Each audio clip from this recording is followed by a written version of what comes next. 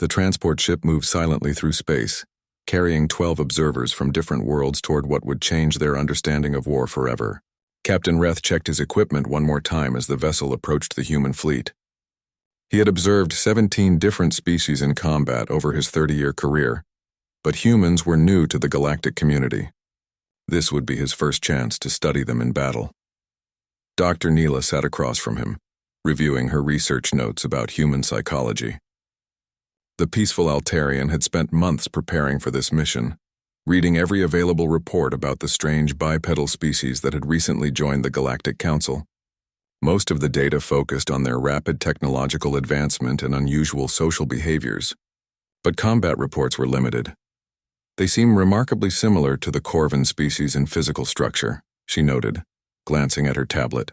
2 arms, 2 legs, forward-facing eyes suggesting predator evolution. But their brain scans show emotional patterns unlike anything we have documented. The younger observer named Kale floated near the viewing port, his translucent skin shifting colors as he watched the human ships grow larger in the distance. His species communicated primarily through color changes, and right now he displayed curious yellow mixed with nervous purple. This was his first military observation mission, and he had specifically requested to study humans after reading about their recent acceptance into the Council. "Attention all observers," the ship's communication system announced. "We are approaching the human fleet designated Task Force Aurora. Prepare for transfer to observation stations." Captain Reth gathered his team around the central briefing table. The holographic display showed the current conflict zone where human forces were engaged with the Crimson Horde, a savage alien faction that had been attacking Outer Rim colonies for the past 2 years. The Horde was known for their brutal tactics and complete disregard for civilian life, making them the perfect enemy for testing human military capabilities. "Our mission is straightforward," Reth explained to the assembled observers. "We document human combat techniques, tactical decision-making, and unit cohesion under stress. The Council needs to understand how humans fight before fully integrating them into our military alliance." The briefing materials displayed standard expectations based on other Council species. Most civilized races fought with honor codes, avoided unnecessary casualties, and prioritized preservation of their own forces. Combat was typically conducted at long range with minimal personal risk, and psychological support systems ensured soldiers remained mentally stable throughout conflicts. Human military doctrine appears to emphasize small unit tactics and individual initiative, Dr. Neela added, reading from her prepared notes. They show unusual comfort with close-quarters combat, and seem to have fewer restrictions on acceptable casualties than other species. As their transport docked with the human command ship, the observers got their first direct look at human military personnel. The docking bay bustled with activity as uniformed humans moved, equipment and prepared for the next phase of their campaign against the Horde. What struck the observers immediately was the intensity in their movements and expressions. "Commander?"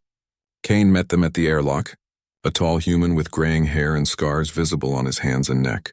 His eyes held a depth that made several observers uncomfortable, as if he had seen things that had fundamentally changed him. When he spoke, his voice carried authority mixed with something harder to identify. "Welcome aboard the Defiant," Kane said, shaking hands with each observer in the human custom. "I understand you're here to evaluate our combat effectiveness. You'll have full access to our operations, but I need you to understand something important. War changes people. What you're about to see might be difficult for peaceful species to comprehend." The observers exchanged glances. Most galactic species had evolved beyond internal conflict before achieving space travel, and their military forces functioned more like organized disaster response teams than traditional armies. The idea that war could fundamentally change individuals was foreign to their experience. Kane led them through the ship's corridors, pointing out various facilities and explaining human military organization.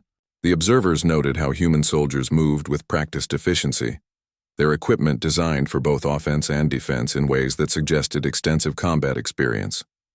Unlike other species that relied primarily on technology and tactics to minimize risk, human gear seemed built for soldiers who expected to face danger directly. "Your people will be stationed with different units throughout the fleet and ground forces," Kane continued as they walked. "We're currently engaged in a major offensive to retake the Hadley colony from Horde forces. You'll see everything from space combat to ground assault operations." In the ship's briefing room, Kane showed them tactical displays of the current battle situation.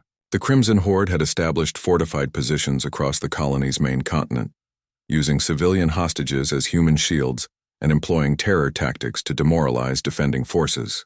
Most Council species would approach such a situation with extreme caution, prioritizing negotiation and minimal casualties. How do humans typically handle hostage situations? Dr. Neela asked, genuinely curious about their methods. Kane's expression darkened slightly. We do whatever it takes to save innocent lives, even if it means putting ourselves at greater risk.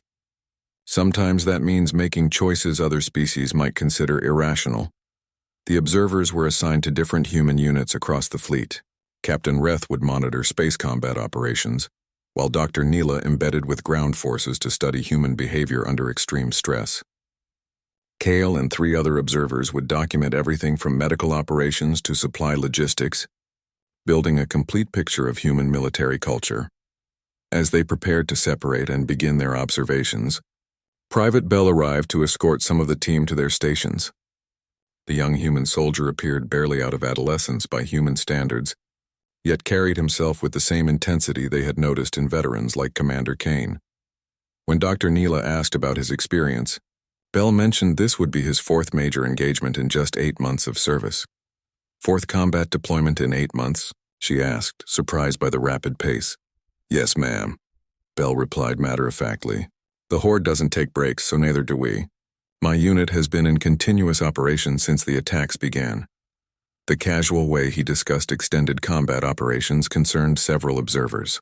Most species rotated military personnel frequently to prevent psychological stress, but humans appeared to maintain operational tempo that would exhaust other races mentally and physically. As night cycle approached, the observers settled into their assigned positions throughout the human fleet.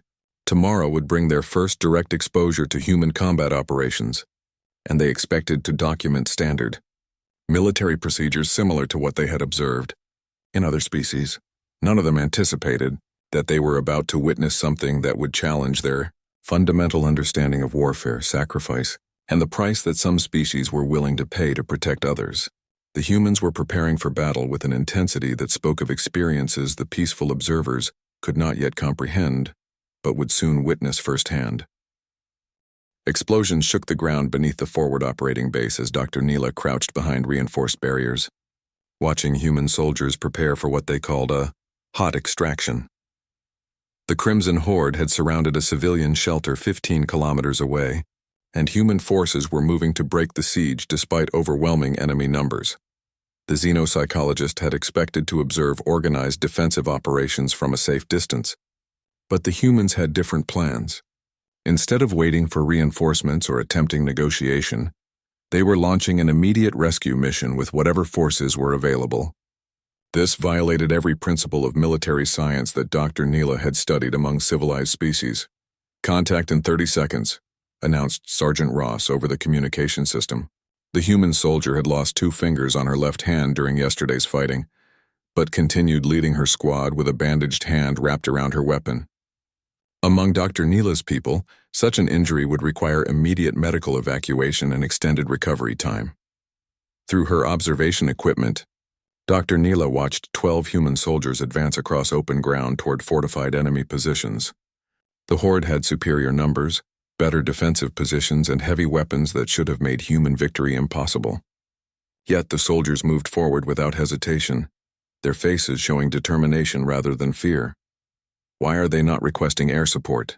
Dr. Neela asked the human communications officer beside her.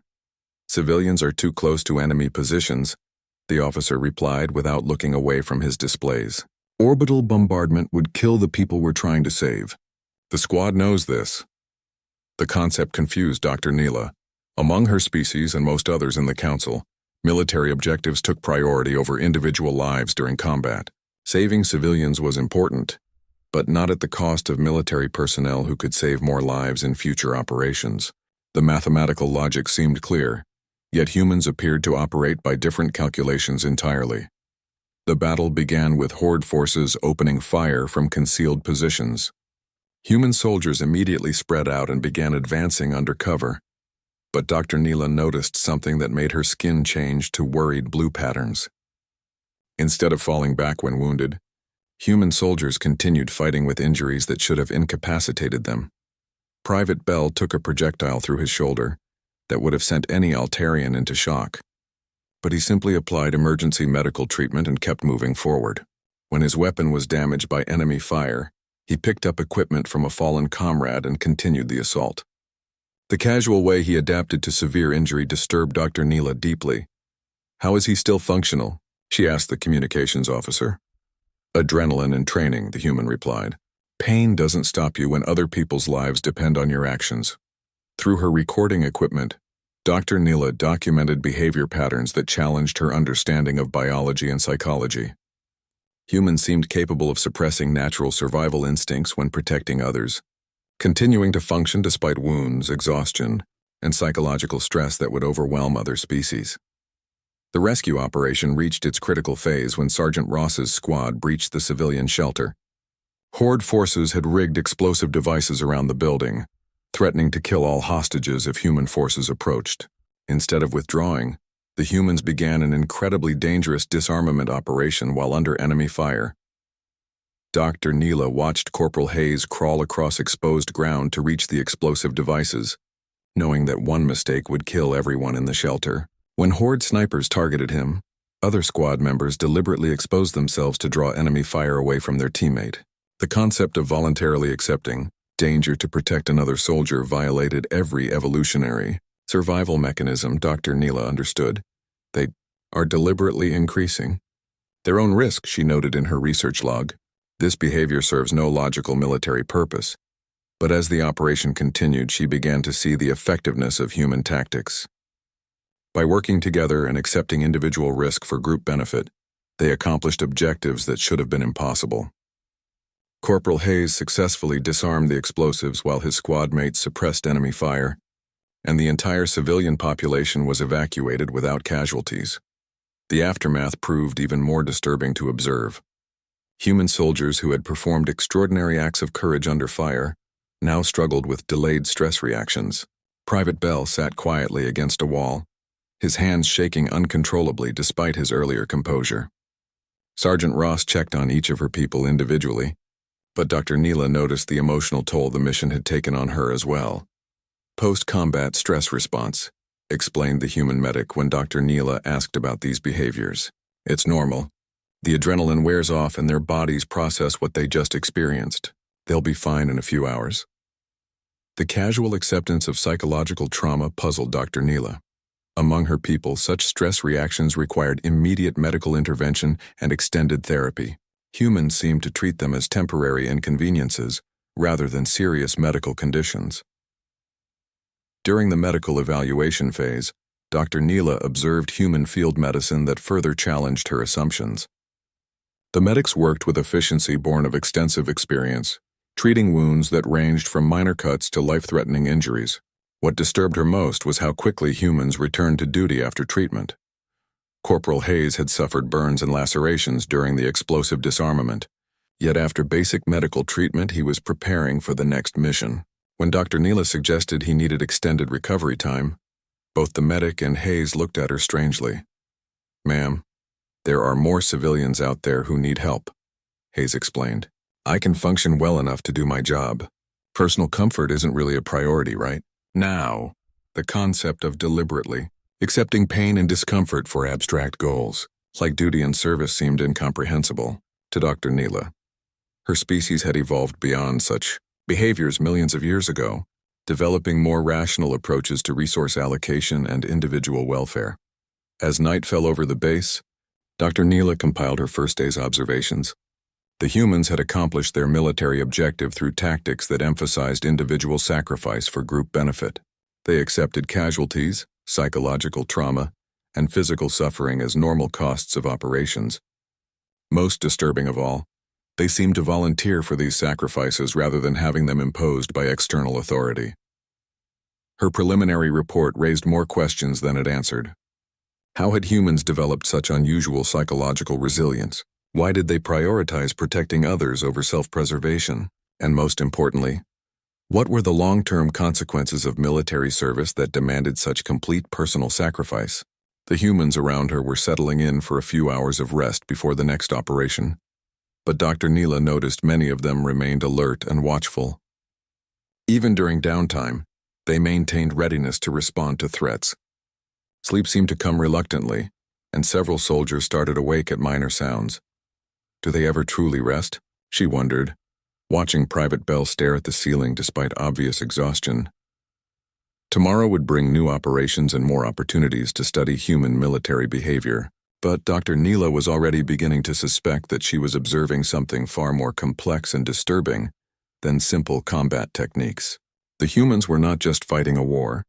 They were transforming themselves into something different from what they had been before the conflict began.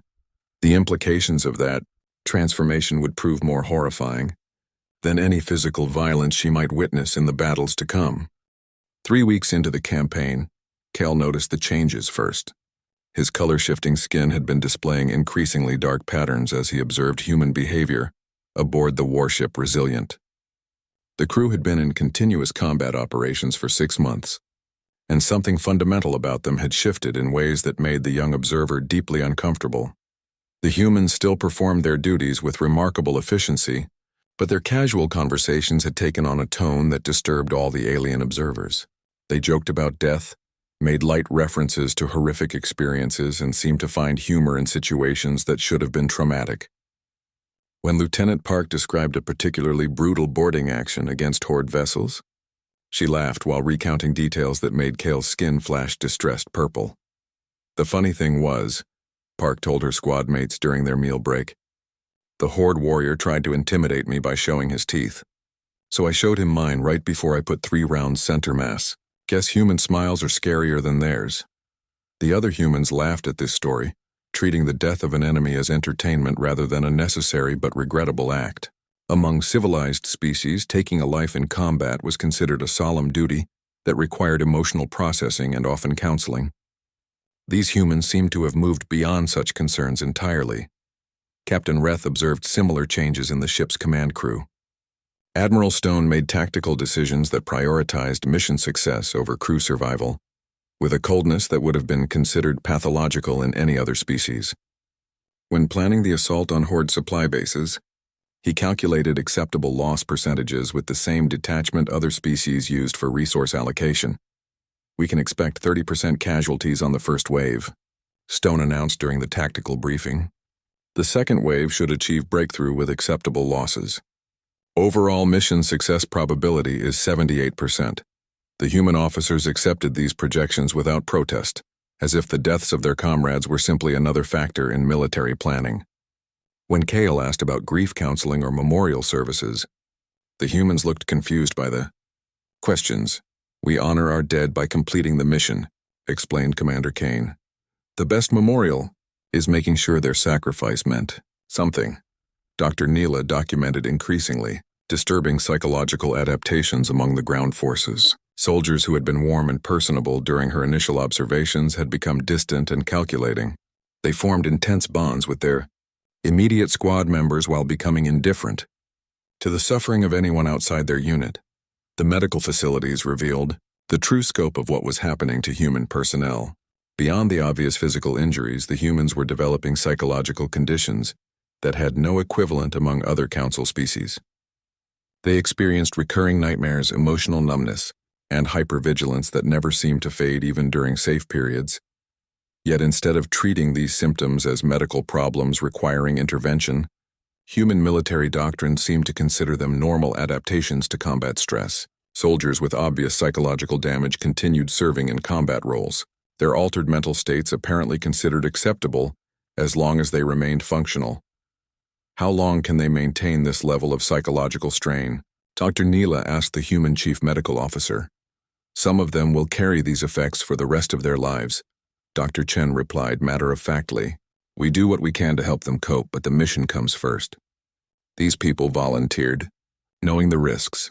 The casual acceptance of permanent psychological damage horrified Dr. Neela.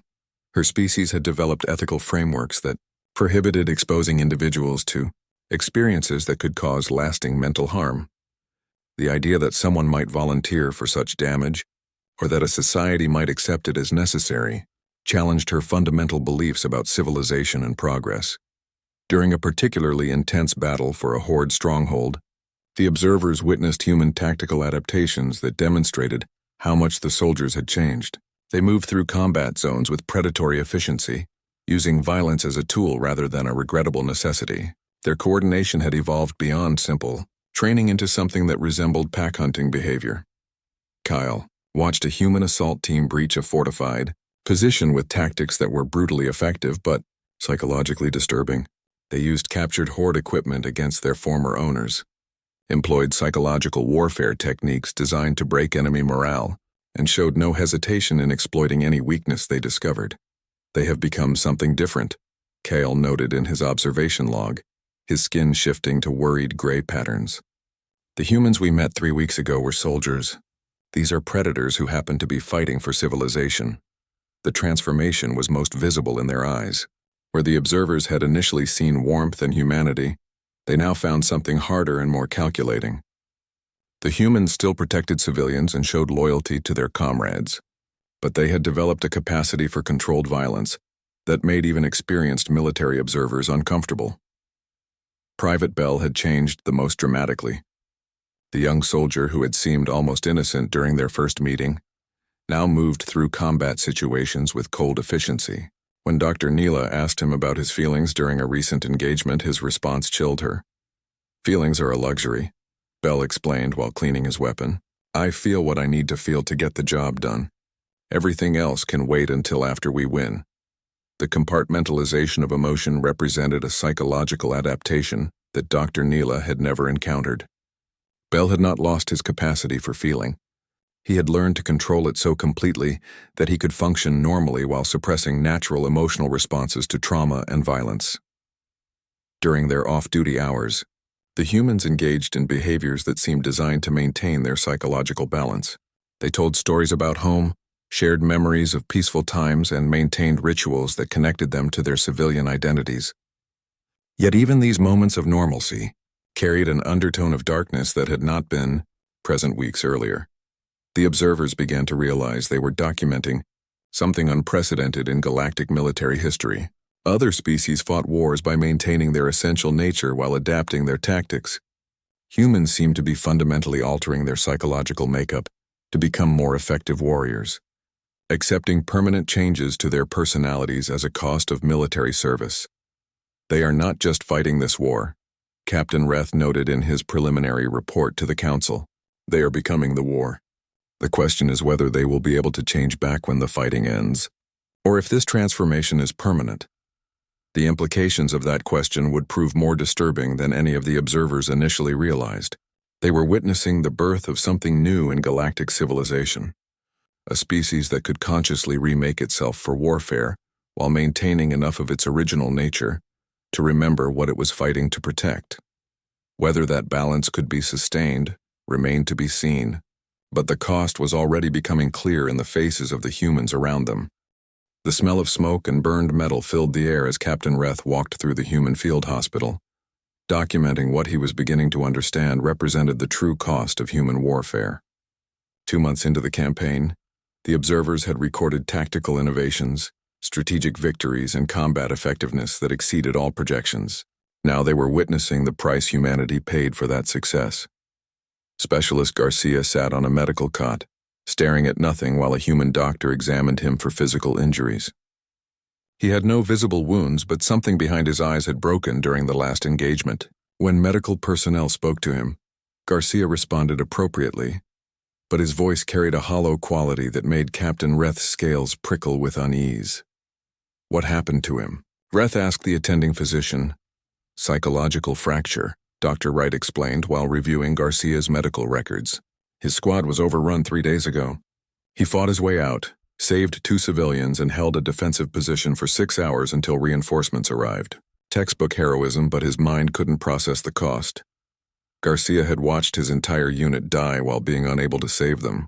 The survivor's guilt, combined with the extreme stress of prolonged combat, had damaged something fundamental in his psychological makeup.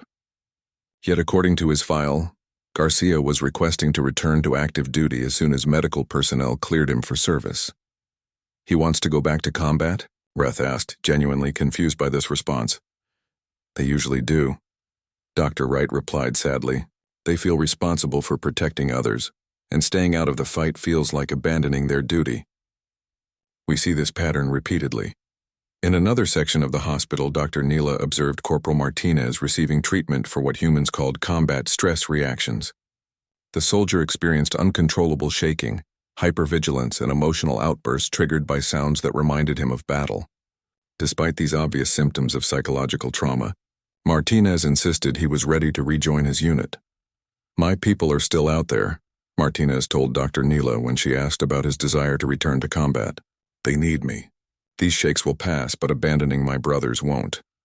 The loyalty that bound human military units together had become pathological in many cases. Soldiers with severe psychological damage continued fighting because they could not bear the thought of letting their comrades down. The bonds that made them so effective in combat also prevented them from seeking the help they desperately needed. Kyle documented the most disturbing cases in a separate facility where humans with complete psychological breaks received intensive treatment. These soldiers had passed beyond normal stress reactions into conditions that had no equivalent among other galactic species. Some had developed multiple personalities to cope with trauma. Others had lost the ability to distinguish between combat situations and normal life.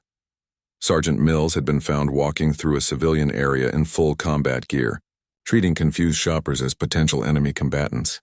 When security personnel approached him, Mills had reacted as if under attack, requiring sedation to prevent civilian casualties. According to his medical file, this was his third such episode in 2 weeks. "His mind has adapted to constant danger," explained the human psychiatrist treating Mills. "He can no longer recognize when he's safe. The psychological mechanisms that kept him alive in combat now make civilian life impossible." The medical records revealed patterns that horrified the alien observers. Human soldiers were developing conditions called post-traumatic stress, combat fatigue, and survivors' guilt at rates that suggested the entire military force was being systematically damaged by their service. Yet rather than finding ways to prevent these conditions, human medical doctrine focused on managing symptoms while keeping soldiers functional for continued combat duty. "Why do you not remove damaged personnel from combat situations?" Dr. Neela asked the chief medical officer. "We do when they become completely non-functional," Dr. Wright replied. "But we don't have enough replacement personnel to remove everyone with psychological symptoms. Most of our soldiers are carrying some level of trauma. If we evacuated all of them, we wouldn't have an army left."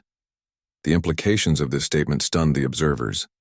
Human military effectiveness depended on soldiers who were psychologically damaged, but still functional. They had created a system that deliberately sacrificed the mental health of their personnel to maintain combat capability. Private Bell provided the most disturbing example of this psychological adaptation. The young soldier had evolved from eager recruit to efficient killer in just 2 months, but the cost was visible in his demeanor and behavior. He moved with mechanical precision, spoke in clipped sentences, and showed emotional responses only when discussing his unit members. When Dr. Neela interviewed him about his experiences, Bell described combat situations with clinical detachment that would have been appropriate in a medical report rather than personal testimony. He recounted the deaths of enemies and civilians with equal emotional flatness, as if his capacity for normal human feeling had been surgically removed. "How do you process the things you have seen?" Dr. Neela asked during their session. "Processing is a luxury," Bell replied in the same hollow tone she had heard from other soldiers. "I file away what happened and focus on the next mission. Thinking too much about what we do makes it harder to do what needs to be done." The compartmentalization that had initially impressed the observers as psychological resilience was revealing itself as a form of emotional damage. Humans were surviving extreme trauma by essentially shutting down parts of their personality, creating functional but fundamentally altered individuals. Captain Reth observed the command structure dealing with increasingly desperate tactical situations as the campaign intensified. Admiral Stone made decisions that would have been considered war crimes among other species, justifying civilian casualties and destruction of infrastructure as necessary for victory. The moral flexibility that allowed such choices had cost him something essential to his humanity. "Acceptable losses," Stone announced during a planning session for the assault on the Horde's main base. "We estimate 12,000 civilian casualties from orbital bombardment but it will save 30,000 military personnel. The mathematics are clear. The casual calculation of human lives as statistical variables represented a level of psychological detachment that alarmed all the observers. Stone had become capable of ordering actions that would result in massive loss of life, without apparent emotional impact, treating the deaths of his own species as abstract numbers in a tactical equation. During a brief moment of privacy, Commander Kane revealed the personal cost of command decisions to Captain Reth. The human officer spoke about the soldiers he had sent to their deaths, the civilians who had died because of his tactical choices, and the weight of responsibility that never seemed to lessen despite military victories. "Every night I see their faces," Kane admitted, his composure cracking slightly. "The people who died because of my orders. I tell myself it was necessary, that we saved more lives than we lost, but that doesn't make it easier to live with." Kane had maintained his humanity by accepting the psychological burden of his choices, rather than compartmentalizing them away. The cost was visible in his haunted expression and the way he carried himself, as if the weight of command was physically crushing him. The observers realized they were witnessing the systematic destruction of human psychological well-being in service of military objectives. The soldiers remained functional and effective, but they were no longer the same individuals who had begun the campaign. War had changed them in ways that might never be reversible, creating a military force of damaged but dedicated warriors who continued fighting despite the personal cost. The true horror was not the violence or the casualties, but the willing sacrifice of human souls for the sake of protecting others. The revelation came not through dramatic revelation, but through quiet accumulation of data that painted a picture too horrifying for the observers to initially accept. Dr. Neela sat in her temporary office aboard the hospital ship, reviewing 3 months of psychological profiles and medical records that revealed the true scope of what humans called the cost of service. Every single human soldier in the combat zone showed signs of psychological trauma. Not some of them, not most of them, but every individual who had seen active combat carried invisible wounds that other galactic species would consider severe medical conditions requiring immediate intervention. Yet these damaged individuals continued to function, fight, and protect others with effectiveness that exceeded all projections. The files told stories that challenged everything Dr. Neela understood about sapient psychology. Sergeant Lopez had watched her entire platoon die in a horde ambush, then single-handedly held a position for 18 hours until reinforcements arrived. The psychological evaluation showed severe trauma symptoms, recurring nightmares, and emotional dissociation. She had requested immediate return to active duty. Corporal Andrews had been captured by Horde forces and tortured for information before escaping during a rescue operation. His medical file documented physical injuries that had healed, but psychological damage that might never fully resolve. When offered medical discharge and return to civilian life, Andrews had refused, stating that his place was with his unit. They internalized the war, Dr. Neela noted in her research log. Other species fight wars as external conflicts that can be concluded and set aside. Humans absorb warfare into their essential identity, making it part of who they are rather than something they do. The pattern extended beyond individual soldiers to entire units and command structures. Human military culture had evolved mechanisms for coping with psychological trauma that allowed damaged individuals to continue functioning in combat roles. They used dark humor, intense unit bonding, and shared ritual to manage stress that would incapacitate other species. Private Bell had become Dr. Neela's primary case study in human psychological adaptation to warfare. The young soldier had transformed from an eager recruit into something that resembled a predatory animal, more than the peaceful beings she knew from other worlds. Yet underneath the cold efficiency and emotional numbness, remnants of his original personality remained. "Do you ever regret your decision to serve?" Dr. Neela asked during one of their sessions. Bell considered the question for a long moment before responding. "Regret is pointless. People needed protection and I was capable of providing it. The cost to me personally doesn't matter if others get to live normal lives. Because of what we do here, the casual acceptance of permanent psychological damage in service of protecting others represented a concept that had no equivalent in galactic civilization. Other species had developed beyond the need for individual sacrifice, creating societies where personal welfare was balanced against collective needs. Humans seemed willing to completely sacrifice individual well-being for abstract concepts like duty and service. Captain Reth discovered similar patterns among the command personnel.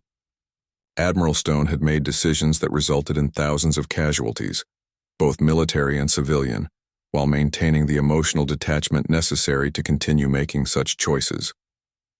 The psychological cost was evident in his private moments, when the facade of professional competence slipped to reveal someone haunted by the consequences of his actions. Command requires a different kind of damage, Stone explained during a rare moment of honesty with Captain Reth. I have to be able to order people to their deaths while knowing exactly what I'm asking of them. The day I can't make those decisions is the day I become a liability to the people, depending on me.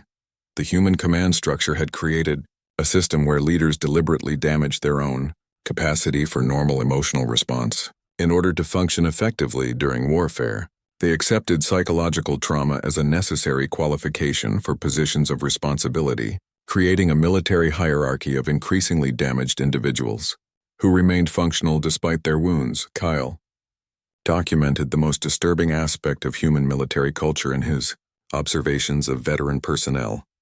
Soldiers who had completed multiple deployments carried psychological scars that accumulated over time, creating individuals who were barely recognizable as the same species that had joined the galactic community months earlier.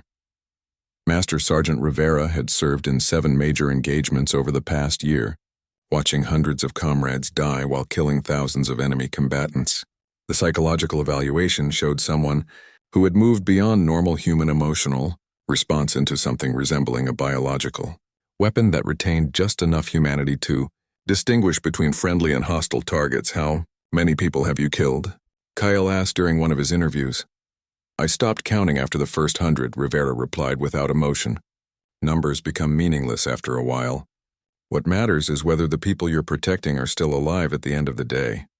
The casual discussion of mass killing as routine duty horrified Kale, whose species had never developed the capacity for deliberate violence.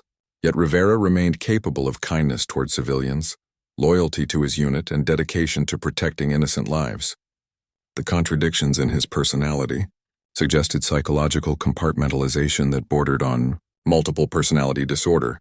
Dr. Neela's analysis revealed that humans had developed military culture that deliberately fostered these psychological adaptations. They created training programs designed to break down civilian mindset and rebuild recruits as warriors, acceptance of trauma as normal rather than pathological, and social support systems that reinforced military identity over individual welfare. They are not just fighting this war, she noted in her preliminary conclusions. They are creating a warrior caste that accepts psychological damage as the price of membership. These individuals may never be able to return to normal civilian life. The medical facilities provided the most concrete evidence of this systematic transformation. Human military medicine had developed entirely new medical specialties, focused on treating psychological conditions that did not exist among other galactic species. Combat stress, survivor guilt, moral injury, and battle fatigue represented categories of psychological damage that human society had learned to manage rather than prevent. We don't cure these conditions, explained Dr. Wright during a tour of the psychiatric facilities. We help people function despite them. Complete healing would require removing the experiences that caused the trauma. And those experiences are what make them effective. Soldiers.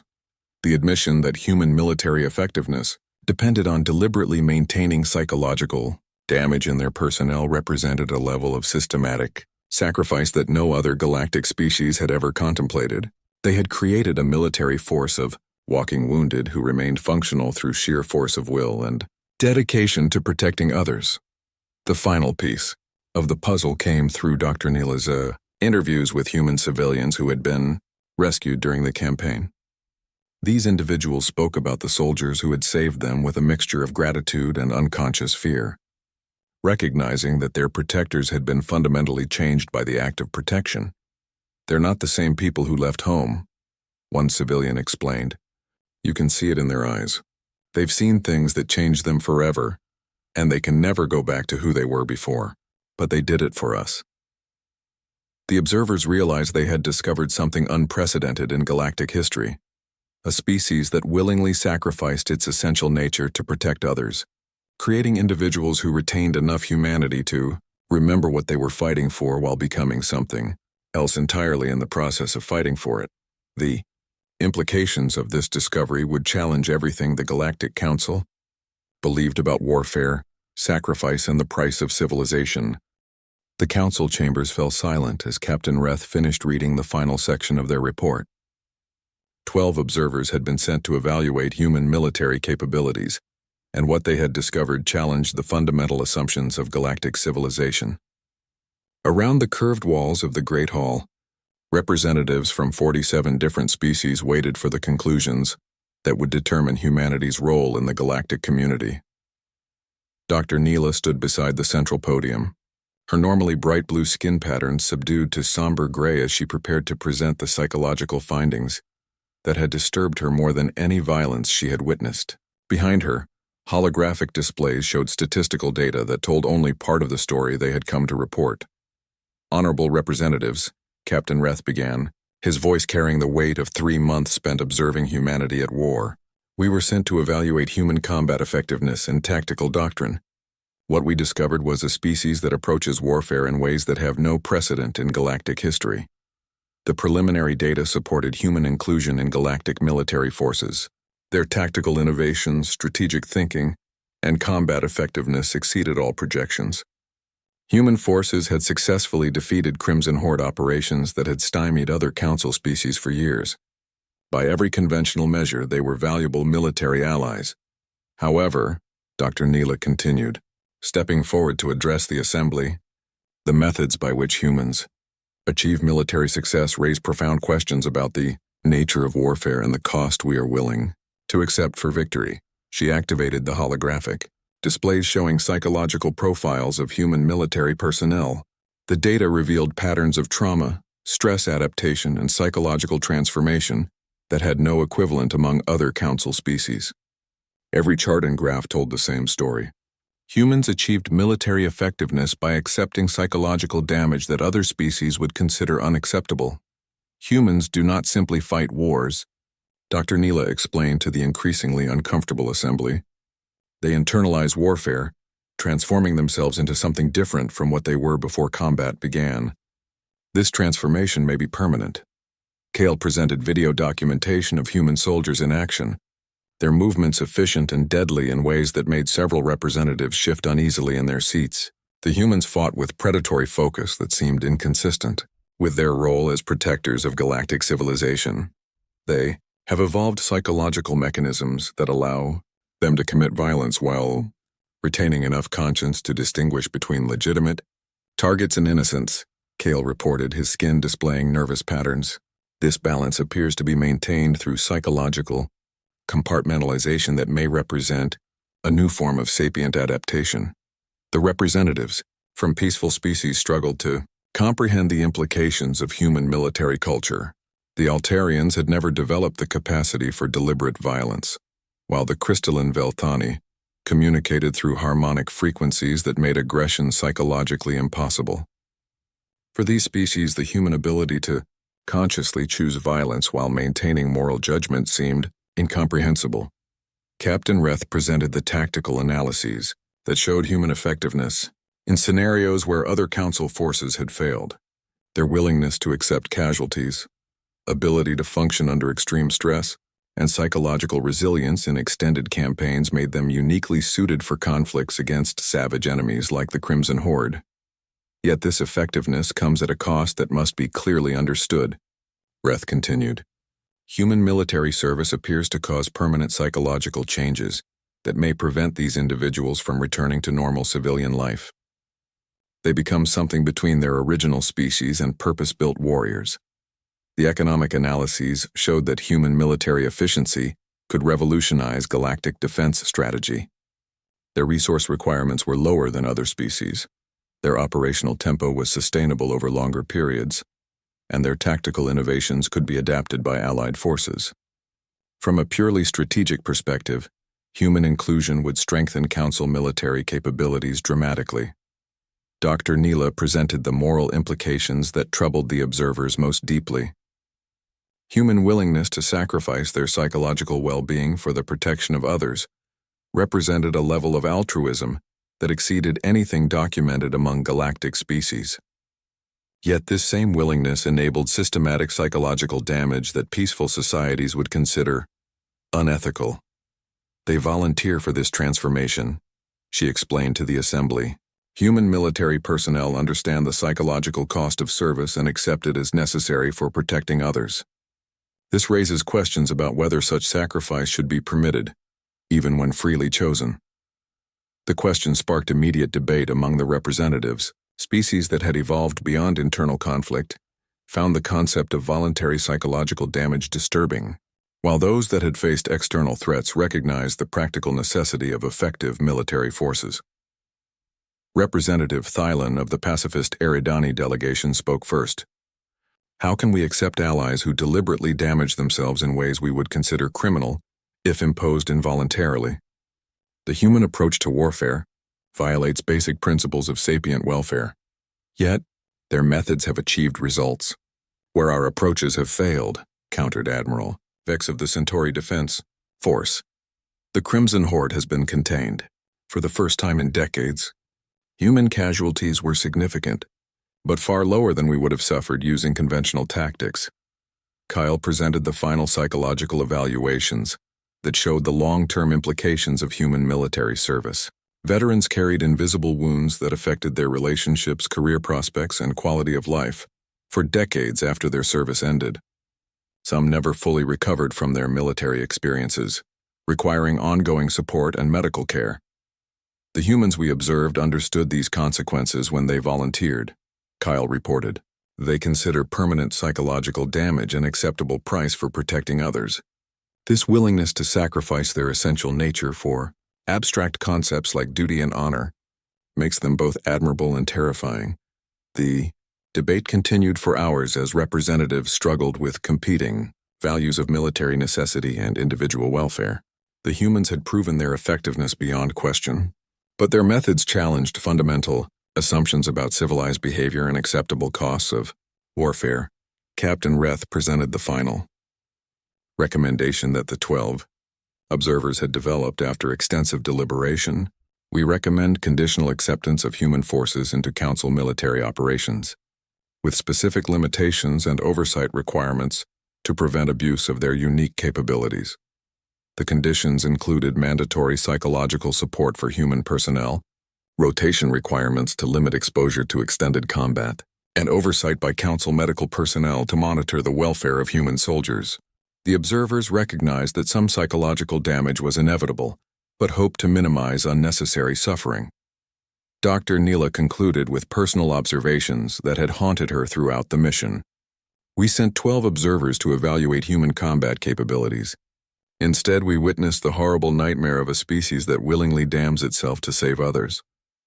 They are exactly the allies we need and exactly the reminder of what we hope never to become. The final vote was close, with peaceful species expressing reservations about human methods, while military-focused civilizations supported their inclusion.